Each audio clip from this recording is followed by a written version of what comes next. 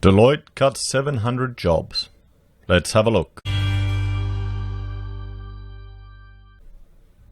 Hello everyone, Florian.heise here, and welcome to another episode of HeiseSays. I have my stein of coffee, and I thought we'd have a look at this article from The Guardian regarding Deloitte cutting 700 jobs in Australia. The finance sector is copying it as well. Now, Deloitte are one of the big four multinational accounting firms, so I'm sure everyone is going to be heartbroken that they're having to make cuts. But these still are 700 Australian jobs that are disappearing.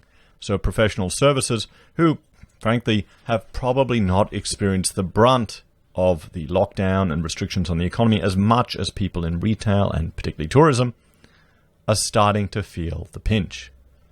Now, how many of them have got several investment properties? How many of them have recently just jumped on a mortgage?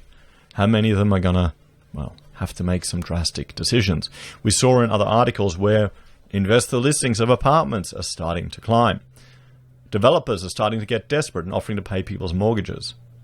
And yet, some people are still hinting at a V-shaped recovery, although I think it's pretty much disappeared from a lot of the media. So let's have a look at this. Law firms, accountants and consultants face redundancy as PwC and KPMG also cut hundreds of staff. So it's the entire professional services sector that is going to start taking a hit. Then, just think about it. If they start firing hundreds of people, what do you think is going to happen to their demand for commercial office space? That's going to take a hit too, everyone. There's going to be less demand for that, and that'll flow through to to the valuations of these properties.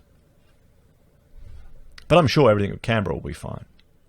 So, a second wave of job losses, this time among professionals, is hitting the Australian economy as professional service firms, law firms, advertising agencies and universities adjust to the squeeze on their revenues due to the pandemic-induced downturn.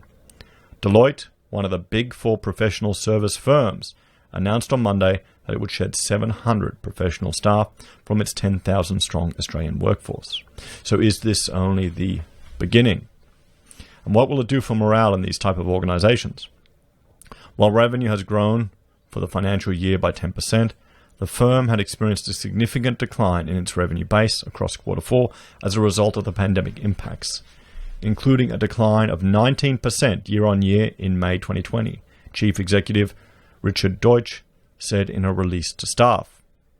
In particular, the consulting division, which provides advice to businesses and government on business processes, mergers and compliance, has seen a sharp downturn in future work. So their pipeline is drying up. Their pipeline of future work is drying up, and they're making cuts. We're going to start seeing this more and more in other businesses. It's interesting because I'll be talking to engineers and builders and asking how they're going. Some have a good pipeline, some have a slow one. In business, that's one of the challenges. You can be busy now, but you need to think about 3, 6, and 12 months ahead. What you really want is to have like a nice, big, juicy project that's keeping the operation going, keeping all your cash flow. Then the little stuff is just filling the gaps to get done. And then, extra cream.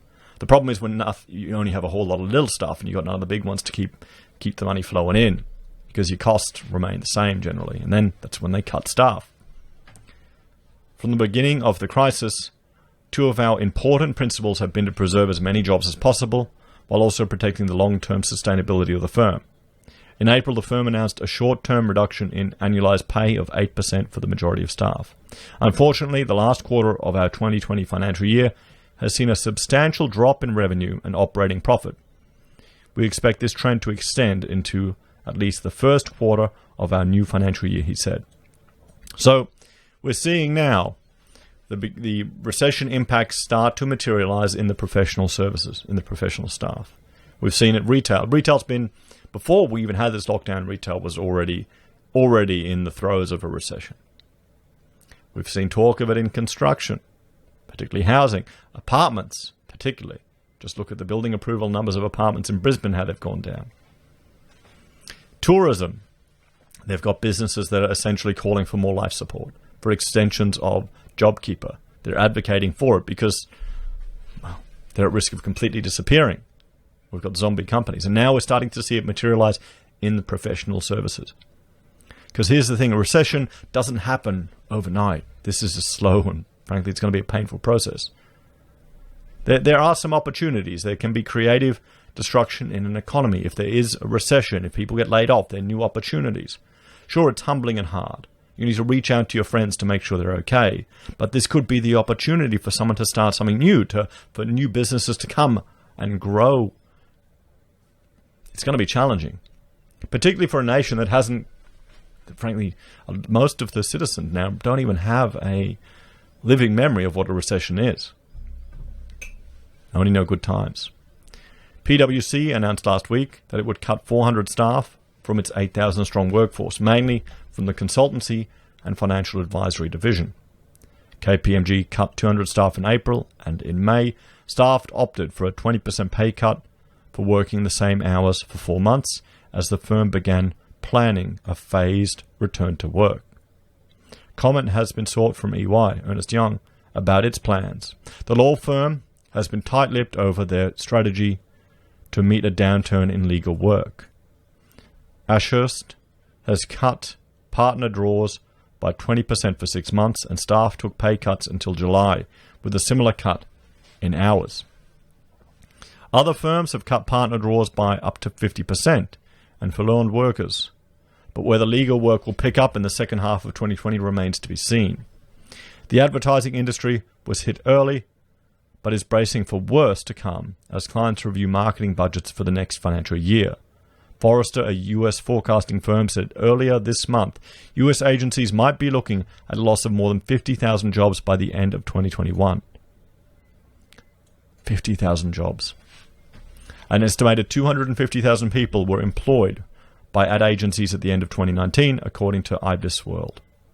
Outside of the US, job losses are expected to match those losses at around 50,000, but it is difficult to get figures for how the downsizings might impact Australia. Many firms, both locally and overseas, have forlorn staff and are instituting pay cuts. And you've got to remember, guys, we're just about at the end of this financial year, so you're going to start seeing more and more people that are going to be made redundant.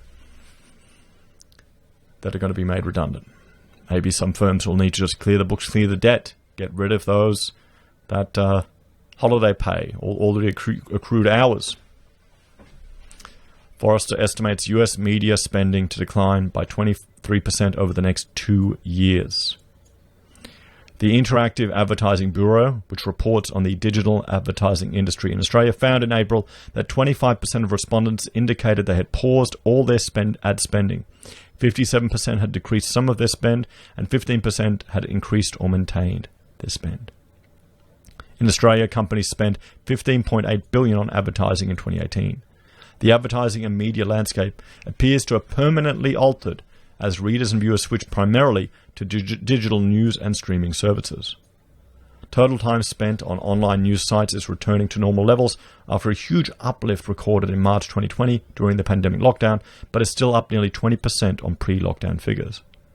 Meanwhile, there have been more than 150 newsroom closures around the country, and layoffs at the major media groups including Seven, News Corp, and the ABC announced 250 jobs will go to accommodate a $41 million budget shortfall as a result of coalition budget cuts in previous budgets. No, it's not budget cuts. It's a pause on indexation. That's what it is. You're doing it wrong, Guardian. I mean, this is the Guardian? Yeah, it is. Well, I can't be surprised. And I looked at that in the video. And okay, they're gonna have to cut some jobs from their ABC Life. I mean, if you're not familiar with it, go have a look at it. I was not impressed with any of their content. I would get most of that from YouTube. All the financial stuff. I'll find, David Ramsey and watch his things. It'll be more interesting. At least they're characters. They just can't compete. They don't have to compete, do they? Because they get free money. So it's not real, is it? It's not real. The full extent of job losses in academia is still to manifest. The university sector is currently in negotiations with its workforce on a campus-by-campus basis. The National Tertiary Education Union estimates more than 20,000 jobs could be lost as institutions address budget shortfalls due to the decline in international students. Well, maybe they shouldn't have built all those buildings. Maybe they shouldn't have hired all of those useless administration staff, implemented all of those rubbish policies. There's a lot of fat in universities. I do not feel sorry for that industry at all.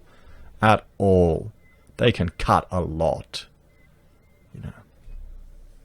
That's speaking from someone who's worked in it for a period. So, everyone, please, what do you think? Let me know your thoughts and opinions. Are you working in the professional field? How's the pipeline for your business? As always, please let me know your thoughts and opinions in the comments below. Please like, share, and subscribe to the channel. If you're a fan and want to support the content I create here, there are a few ways you can. You can join the channel on YouTube or Patreon. You can support us via our affiliate links at Amazon or eBay, or Independent Reserve and Kucoin. You can buy our merch from HeiseSays, use Gold Pass from the Perth Mint, or support us via PayPal. Thanks, everyone. Have a great day. I'll see you next time.